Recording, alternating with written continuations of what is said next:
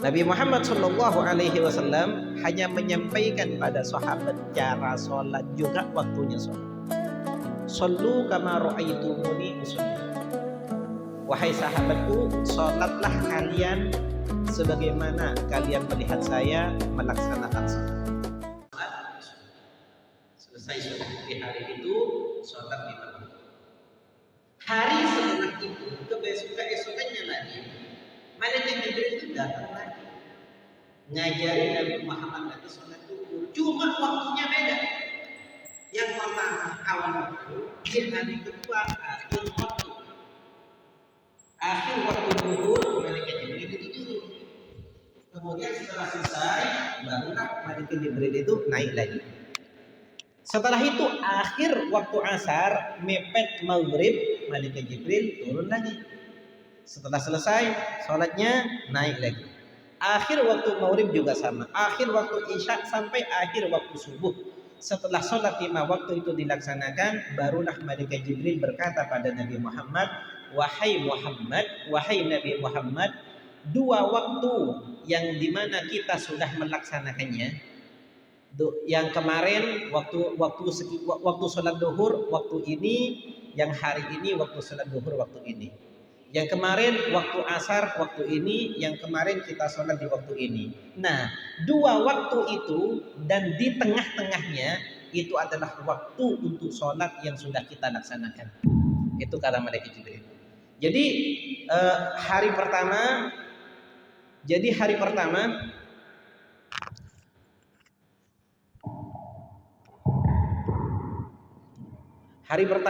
awal waktu. Hari kedua akhir waktu. Setelah hari kedua, malaikat Jibril berkata pada Nabi Muhammad SAW, 2 waktu itu adalah waktu untuk sholat yang kita laksanakan, tengah-tengahnya juga sama. Nah, disitulah ulama memperhatikan dan meneliti kapan waktu itu. Nabi Muhammad SAW hanya menyampaikan pada sahabat cara sholat juga waktunya sholat. Sallu kama ra'aitumuni usolli. Wahai sahabatku, sholatlah kalian sebagaimana kalian melihat saya melaksanakan sholat. Kenapa Nabi Muhammad diajari oleh malaikat Jibril sholat dengan cara melihat? Nah, kita juga belajar sholat, sahabat belajar sholat pada Nabi Muhammad dengan cara sahabat melihat sholatnya Nabi Muhammad. Yang tidak paham diajari oleh Nabi Muhammad. Terkadang ada orang yang sholat sudah melihat Nabi Muhammad tapi praktiknya belum benar. Artinya apa? Nabi Muhammad ini pernah melihat satu orang sholat dari sahabat. Sholatnya cepet sampai tidak ada tumakninahnya. Praktiknya sama persis dengan sholatnya Nabi Muhammad. Gerakannya, ada rukuknya, ada sujudnya. Tapi karena nggak ada tumakninahnya, dipanggil orang itu oleh Nabi Muhammad. Hal sholaitah, apa kamu sudah sholat? Na'am ya Rasulullah. Apa kata Nabi Muhammad? Sholli fa innaka lam tusolli. Sholat lagi, kamu belum sholat. Sholat lagi orang itu. Ketika datang lagi pada Nabi Muhammad, sudah ya Rasulullah, sholli fa innaka lam tusolli. Sholat lagi, kamu belum sholat. Gitu terus sampai ketiga kalinya sudah sholat ya Rasulullah, sholli fa innaka lam tusolli. Sholat kamu karena kamu belum sholat. Ya Rasulullah, ajarin saya. Nah, ketika sudah 3 kali gitu terus, ya Rasulullah, ajarin saya sholat. Nabi Muhammad mengajari, idza qumta ila sholati fakabbir. Idza qumta ila sholati fakabbir waqra' ma tayassara ma'aka minal Qur'an. Summarka hatta tatma'inna raki'an, summa tadil hatta ta'tadila qa'iman, sumasjud hatta tatma'inna sajidan, dan seterusnya. Kalau kamu sholat, setelah takbir baca Fatihah yang benar.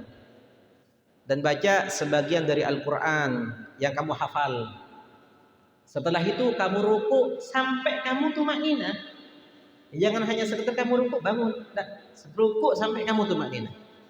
Summa tadil hatta ta'tadila qa'iman. Setelah ruku kamu bangkit. Jangan langsung gini, tapi ta'tadil, kamu i'tidal dalam keadaan tegak. Sumasjud hatta tatma'inna sajidan. Kemudian kamu sujud sampai kamu tumaknina dalam sujud itu. Artinya ketika sujud jangan langsung bangun, tapi tenang dulu. Nah, itu yang diajari oleh Nabi Muhammad. Apakah sahabat itu tidak melihat Nabi Muhammad sholat? Melihat dia, tapi terkadang dia kurang paham. Sehingga Nabi Muhammad menjelaskan dengan detail pada sahabat itu bagaimana tata cara sholat yang benar. Itu dari segi pekerjaan sholat. Dari segi waktu sholat yang sudah kita jelaskan barusan dari hadisnya Nabi dan riwayat turunnya malaikat Jibril mengajari Nabi Muhammad sholat dan menjelaskan waktu-waktu sholat. Setelah diperhatikan oleh ulama, ternyata waktu sholat itu ada awalnya juga ada akhirnya. Seperti itu. Yang pertama sekarang sholat duhur. Kapan waktu sholat duhur? Kapan waktu sholat duhur, kapan waktu sholat asar, kapan waktu juga sholat maghrib, isya dan subuh. Waktu sholat duhur itu adalah zawalus syamsi, tergesernya matahari dari pertengahan langit. Tergesernya matahari dari pertengahan langit.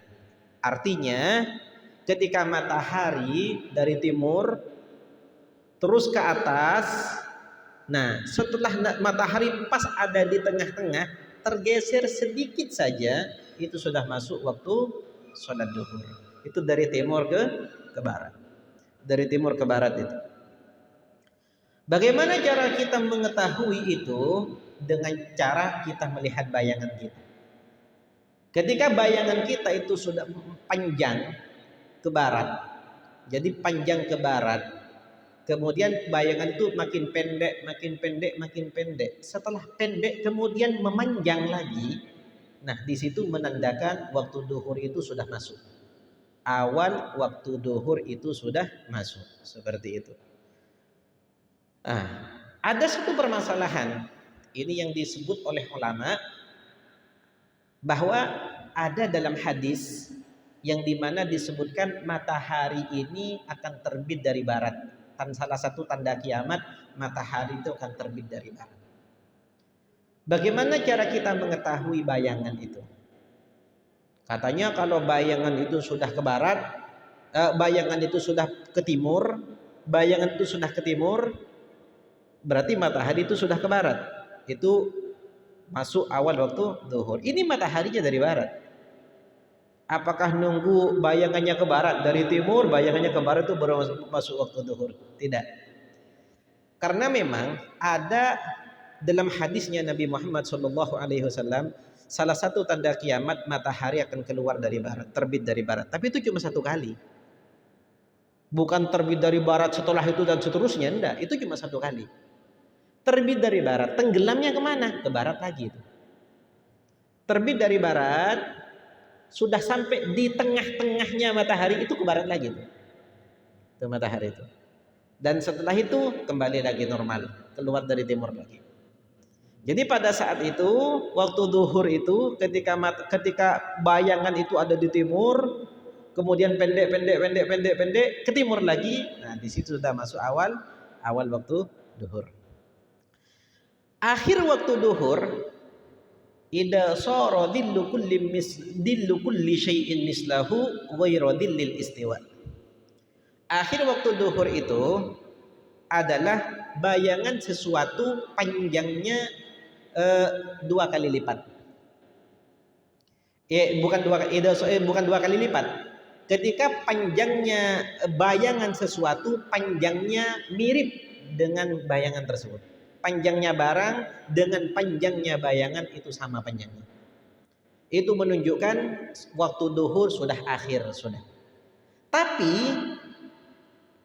yang dimaksud bayangan itu adalah ghairu dhillil istiwa. Selain bayangan waktu istiwa. Waktu istiwa itu waktu apa? Waktu istiwa itu waktu matahari pada saat ada di tengah-tengah. Soalnya beda negara bayangan itu beda para hadirin. Jadi terkadang ketika matahari pas ada di tengah, kalau kita memang benar-benar lurus dengan matahari, otomatis di sini tidak akan ada bayangan sama sekali. Kan begitu kan ya? Tapi ternyata kita itu tidak lurus dengan matahari. Terkadang ketika matahari pas ada di tengah-tengah, bayangan kita itu masih tersisa di sini. Jadi bukan ada di tengah, bayangan kita ada di sini. Atau bayangan kita ada di sini. Kan begitu kan ya? Nah, misalnya kita ingin mengetahui akhir waktu duhur itu sampai kapan. Kita tinggal ngitung bayangan saja. Panjangnya HP misalnya 15 cm atau 20 cm. Ini panjangnya HP 20 cm. Oke. Ternyata ketika pada saat waktu istiwa ada tersisa bayangan di sini 3 cm. Ini namanya bayangan dilul istiwa, bayangan waktu istiwa. Nah, kalau kita ingin tahu akhir waktu duhur, ketika bayangan itu panjangnya sudah sama dan ditambah dengan bayangan waktu istiwa yang tersisa tadi, ditambah ke sini, nah, berarti itu sudah akhir waktu duhur. Artinya kalau panjangnya HP ini 20 cm, ketika waktu istiwa ada bayangan masih tersisa 3 cm, berarti ketika bayangan sudah memanjang 23 cm, itu sudah akhir waktu duhur berarti. Kenapa? 20 cm bayangan HP-nya, yang 3 cm itu adalah bayangan waktu istiwanya. Wah, katanya. Paham ya? Paham? Di situ. Itu bayangan waktu istiwa. Awal waktu asar. Ada awal waktu asar. Awal waktu asar itu adalah akhir waktu duhur dan nambah dikit aja bayangan itu sudah masuk waktu asar sudah. Nambah dikit aja bayangan itu sudah masuk waktu asar. Akhir waktu asar itu adalah tenggelamnya matahari semuanya. Artinya kalau seandainya matahari itu tinggal setengah, itu waktu asar itu masih ada. Andai ada matahari tenggelam setengah, lama itu tenggelamnya, dan kita sholat asar di waktu itu, selama matahari belum tenggelam semua, maka waktu asar itu masih ada. Awal waktu maghrib itu kapan? Ini adalah waktu yang diteliti oleh ulama dari Nabi Muhammad yang diajari oleh malaikat Jibril. Awal waktu maghrib itu adalah setelah matahari tenggelam. Terus akhir waktu maghrib itu kapan? Ini khilaf ulama di madhab Syafi'i. Imam Syafi'i sendiri punya dua pendapat.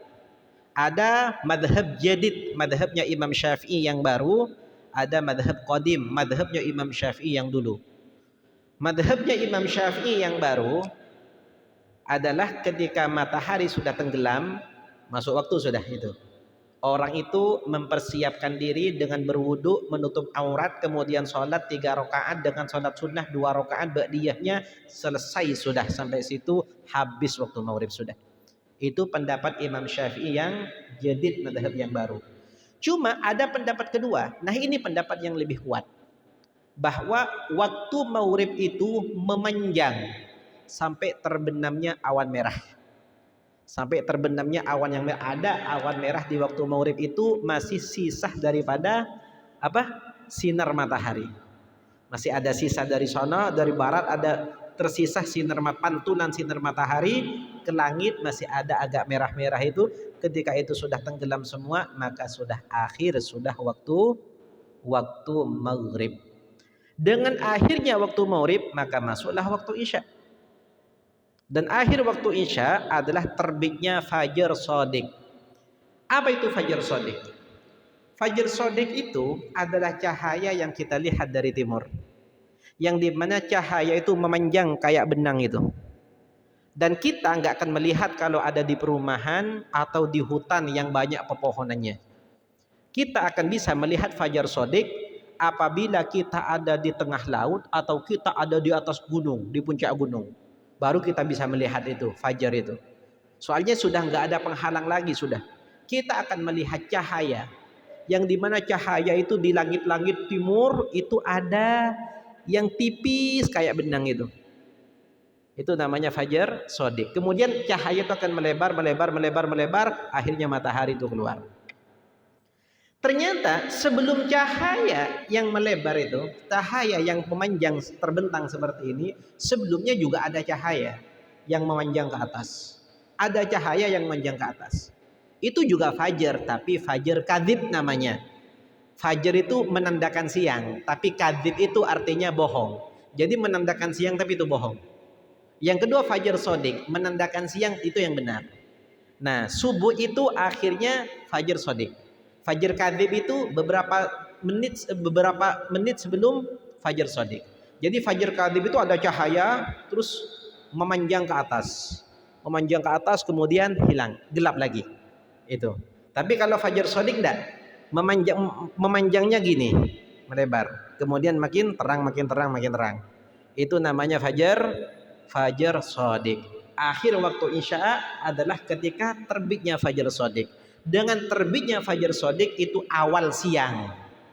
Awal siang itu maksudnya kalau orang itu puasa dimulai dari situ puasanya. Dan itu juga awal daripada waktu subuh. Dan akhir waktu subuh itu adalah terbitnya matahari. Kalau matahari sudah terbit, itu sudah habis, sudah waktu subuh. Jadi di antara terbitnya matahari sampai duhur itu tidak ada waktu sholat yang wajib. Adanya adalah waktu kosong, sehingga Nabi Muhammad SAW menganjurkan kita untuk mengisi waktu yang kosong itu dengan sholat duha. Wahakadha. Itu tentang waktu sholat. Nah, pertanyaannya, untuk apa kita mengetahui awal waktu dan akhir waktu ini? Yang pertama, agar kita mendapatkan fadilah. Kita mengetahui awal waktu. Loh, kenapa kita nggak usah repot-repot lah untuk mengetahui awal waktu, akhir waktu? Yang penting kalau jam 1 itu pasti masuk waktu duhur. Jam 1:30 itu sudah pasti duhur dan belum asar. Pasti itu sudah.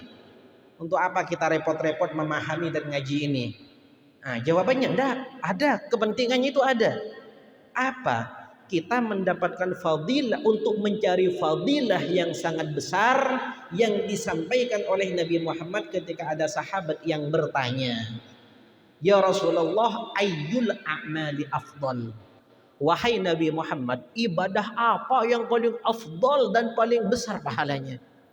Nabi Muhammad itu menjawab, as-salatu li waqtiha. Melaksanakan sholat di awal waktu itu ibadah yang paling besar pahalanya. Kata Nabi SAW, awal waktu itu kapan? Adzan, bukan. Adzan itu sudah masuk waktu. Tidak mungkinlah adzan itu bersamaan persis dengan awalnya waktu, tidak. Pasti waktu itu sudah masuk dulu, kemudian waktu sudah masuk ada orang adzan. Kan begitu kan ya? Jadi artinya apa? Kita itu supaya mempersiapkan diri kita untuk mengabdi kepada Allah Subhanahu wa taala bahkan sebelum kita mendengar orang adzan. Supaya kita mendapat pahala sholat di awal waktu. Wah, kata. Kalau dibandingkan dengan berperang dengan orang kafir, dibandingkan dengan sedekah yang banyak, maka kata Nabi Muhammad itu sholat awal waktu itu lebih afdol dan lebih besar pahalanya. Ayyul amali afdal, amal apa yang lebih afdal? Itu adalah sholat di awal waktu.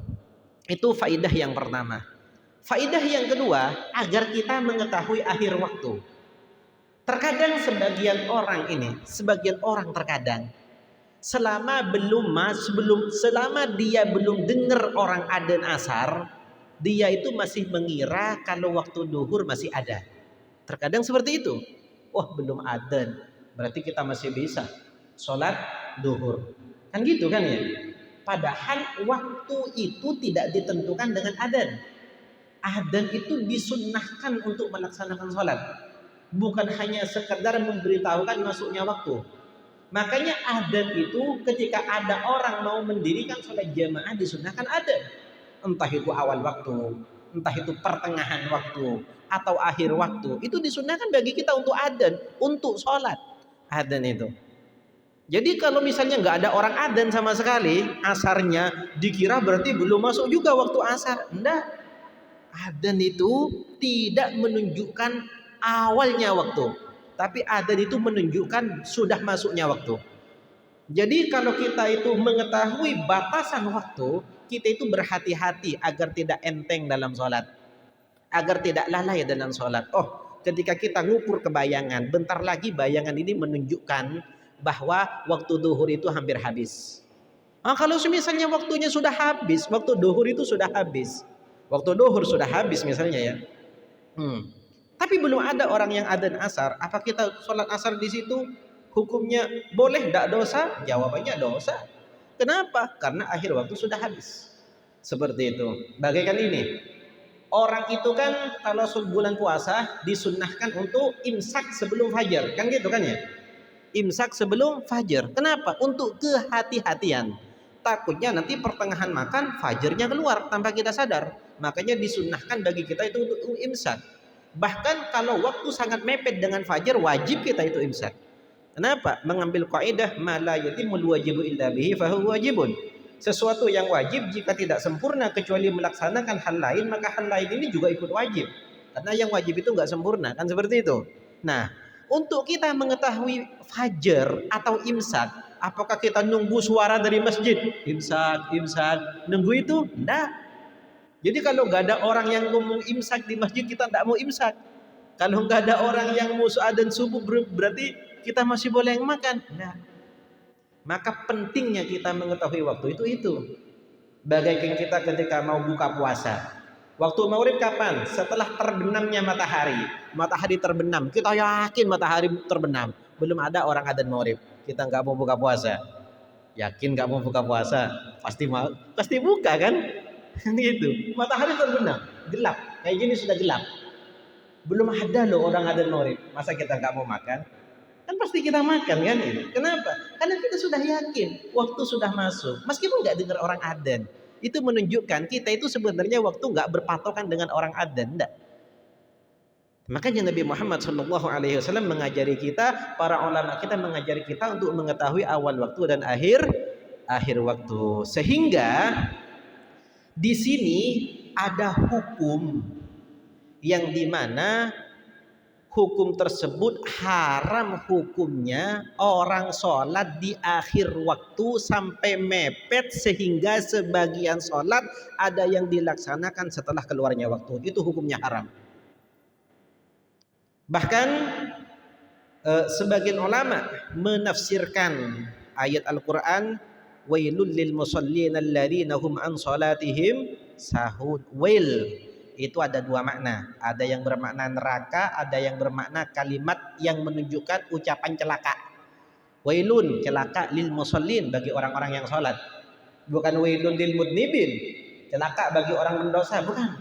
Wailun lil musallin, celaka bagi orang sholat. Orang sholat yang kayak mana yang celaka? Yang seperti apa? Alladzina hum an salatihim sahun.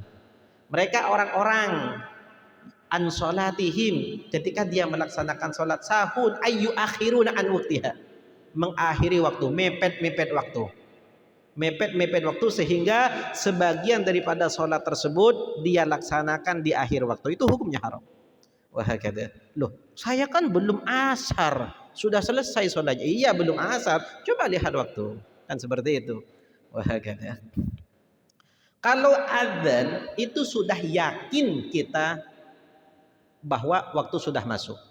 Tapi untuk sholat sebelumnya itu, apakah kita yakin sebelum adzan waktu itu masih ada? Yang jelas kita nggak yakin. Makanya Nabi Muhammad SAW mensunnahkan dan menganjurkan pada umatnya untuk melaksanakan sholat di awal waktu. Yang pertama, supaya kita buru-buru ketika dipanggil oleh Allah kita menghadap Allah Subhanahu wa taala. Wa hakadha.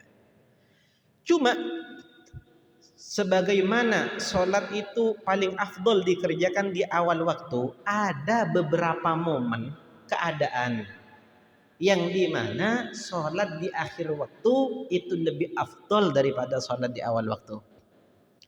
Yang pertama, ada orang misalnya sama sekali tidak punya baju yang untuk nutup aurat ketika sholat di awal waktu. Tapi ketika pertengahan waktu dan akhir waktu yang tidak mepet, bukan waktu yang mepet, akhir waktu tapi tidak mepet, ada baju.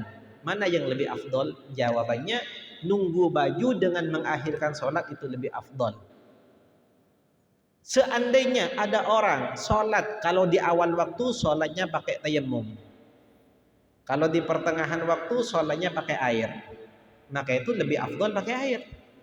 Wah, nunggu air. Begitu juga kalau sholat di awal waktu sholatnya sendiri, Tapi kalau sholat di pertengahan waktu, kita sholat jemaah. Maka kita nunggu jemaah itu lebih afdol. Itu hal-hal yang beda. Itu hal-hal yang beda. Seperti itu. Nah,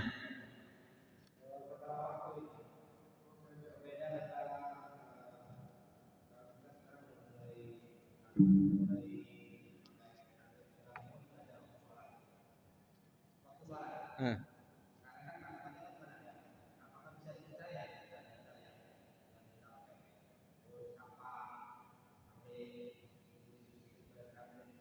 hmm.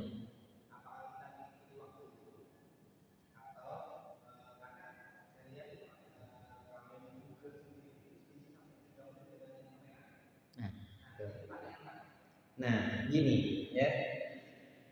Kalau untuk mengetahui awal waktu, ya, kalau untuk mengetahui awal waktu, kalau kita bisa mengetahui waktu dengan yakin ya, yakin itu artinya kita bisa melihat bayangan. Maka kita harus pakai waktu dengan yakin itu. Jika kita nggak bisa mengetahui waktu dengan yakin, maka apa itu? Maka kita harus mengandalkan orang yang mengetahui waktu, yang paham tentang waktu. Jika kita nggak bisa mengetahui waktu dengan mengukur bayangan sendiri, atau kita nggak bisa tahu nanya pada orang yang pintar, maka itu boleh diambil. Itu tingkatannya ketiga. Itu tingkatannya ketiga. Tapi kalau misalnya kita mengetahui waktu dengan cara melihat bayangan, paham kita sudah dengan itu. Ternyata dengan jam yang ada itu selisih 3 menit seperti yang sampean sebutkan itu, tapi kita mengetahui, sangat tahu. Oh, ternyata beda 3 menit. Kita wajib mengikuti bayangan. Wajib bagi kita mengikuti bayangan. Kenapa? Karena bayang itu karena waktu itu dipatok dengan mata jalannya matahari. Makanya andai matahari itu jalannya cepat, kita ikut matahari. Andai matahari jalannya lambat, ya kita ikut matahari. Seperti itu. Misalnya siang itu biasanya 12 jam. Kemudian ada satu waktu siangnya itu 15 jam. Wajib kita ikut matahari. Seperti itu. Makanya seandainya ada orang berpuasa di bulan Ramadan, biasanya dari jam berapa? Jam 4 itu sudah imsak, sudah fajar. Kemudian jam 4 jam 6 itu sudah buka puasa, yakin sudah. Ternyata jam 4 itu sudah fajar, tapi jam 6 matahari masih kelihatan. Mana yang kita ikuti? Apa jam, apa matahari? Wajib kita mengikuti matahari. Kenapa? Karena kita mengetahui, yakin kalau itu masih siang. Wah, nah, kalau kita tidak tahu sama sekali tentang waktu, contohnya mendung, sehingga kita nggak tahu bayangan, mendung sudah. Kita apa itu? Kita nggak tahu kalau di sini atau di satu daerah nggak ada orang yang sangat tahu dengan waktu. Kita sendiri nggak tahu. Maka boleh kita mengikuti jam yang ada di HP atau jam digital yang dimana jam itu teruji kebenarannya. Teruji kebenarannya seperti ini contohnya. Ketika sampean pernah mengetahui bahwa jam ini sangat pas dengan ukuran matahari, berarti sampean boleh mengikuti jam ini. Kalau sampean misalnya sangat tahu bahwa 3 menit beda dengan ukuran matahari, maka sampean ikuti jam ini dengan cara beda 3 menit. Nah, seperti itu. Wah, kata dan seterusnya. Ah, ah, ah. Ya. Ah, ah.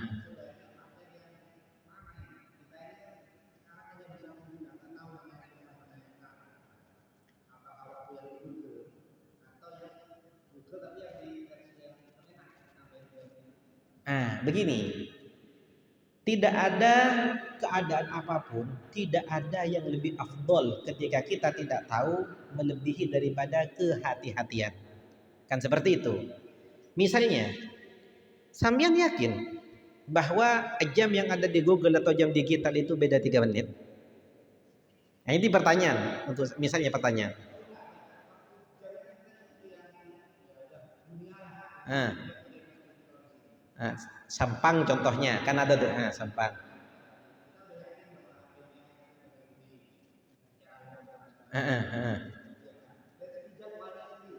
Jam?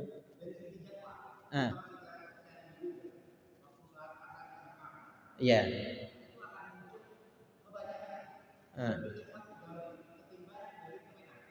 Oh, iya.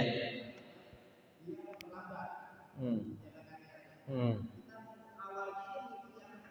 Ah. Untuk menentukan awal, kita itu lebih afdol mengikuti awal dari yang kemenang. Kenapa? Karena itu yakin kita. Makanya seperti ini katanya.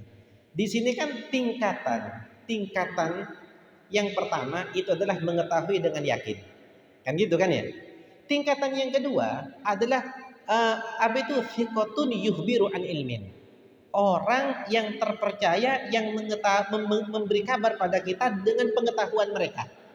Nah, seperti itu. Jadi, kalau kita mengikuti jam dunia di Google itu dan di sini selisih 3 menit, otomatis ketika kita mengikuti masuknya waktu yang awal ini, kita akan tanya, saya benar apa enggak ya? Tapi kalau kita mengikuti yang kemenang, otomatis ini waktu masuk menurut 2 jam. Jam dunia ini masuk waktu, jam ini kita menurut apa itu juga masuk waktu. Kan seperti itu kan ya? Wah, dan itu dihitung daripada awalnya sholat yang diyakini oleh kita sendiri. Untuk menentukan akhir waktu dari sholat sebelumnya, kita lebih baik mengikuti dari yang jam dunia itu. Kenapa? Untuk kehati-hatian. Wah, dan seterusnya. Allah alam. Ada lagi? Silakan.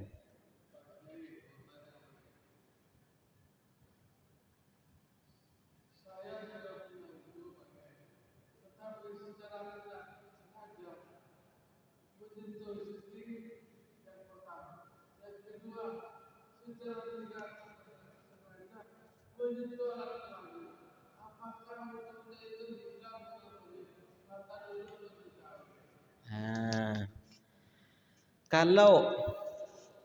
kalau menyentuh perempuan atau menyentuh alat kelamin itu memang dalam madhab Syafi'i termasuk dari yang membatalkan wudhu. Artinya, jika seorang laki-laki menyentuh perempuan yang bukan mahram termasuk istrinya, bukan mahram itu istri itu, menyentuh kulit ketemu kulit tanpa penghalang sama sekali, itu wudhunya hukumnya batal. Kalau kenapa?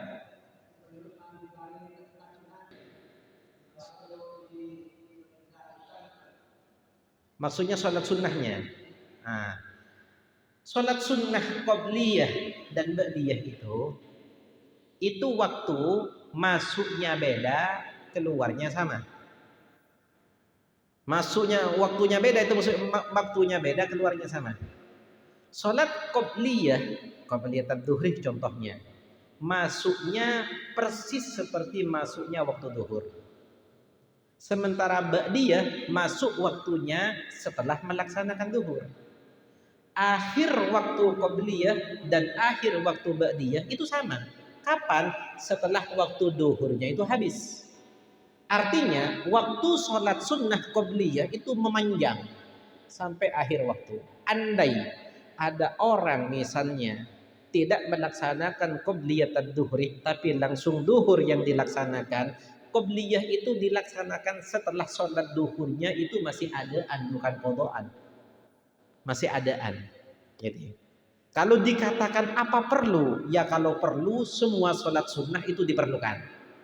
Semua sholat sunnah itu diperlukan. Kenapa? Untuk mendekatkan kita kepada Allah Subhanahu wa ta'ala.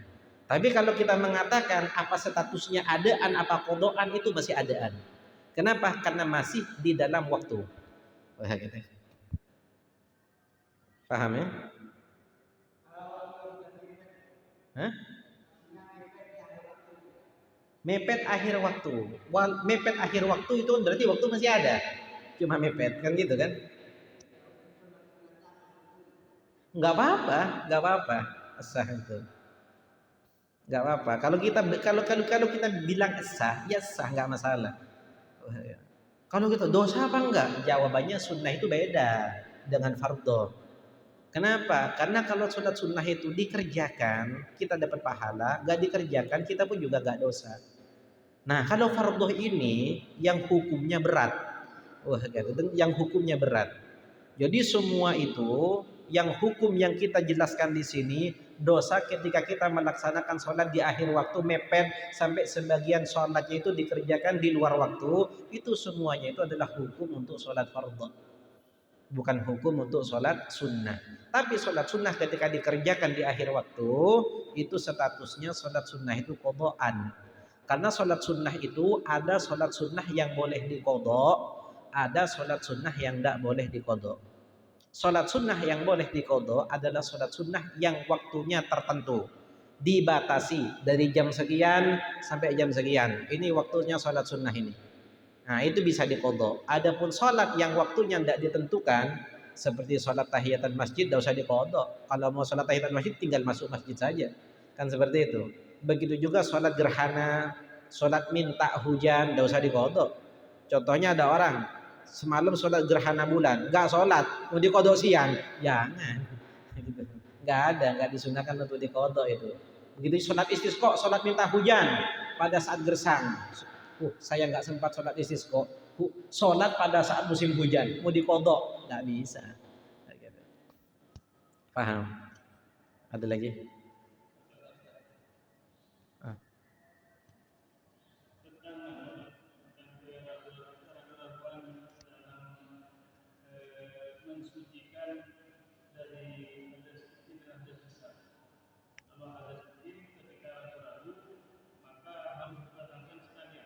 Harus dibatalkan sekalian. Terus?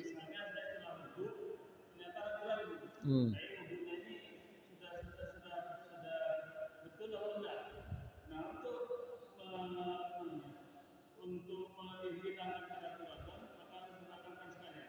Artinya membatalkan wudu. Tetapi untuk yang hadas besar, ini saya juga agak bingung. Ketika ragu-ragu membatalkan hadas besar ini gimana? Ya gimana? Ini begitu. Ini yang pertama, ragu-ragu masalah wudu, ya. Ternyata dalam fikih itu ragu-ragu dalam wudu itu contohnya banyak, sangat banyak. Yang dianjurkan untuk dibatalkan itu adalah pembahasan tentang syaratnya wudu. Di situ ada bacaan tahaqqukul muqtadi.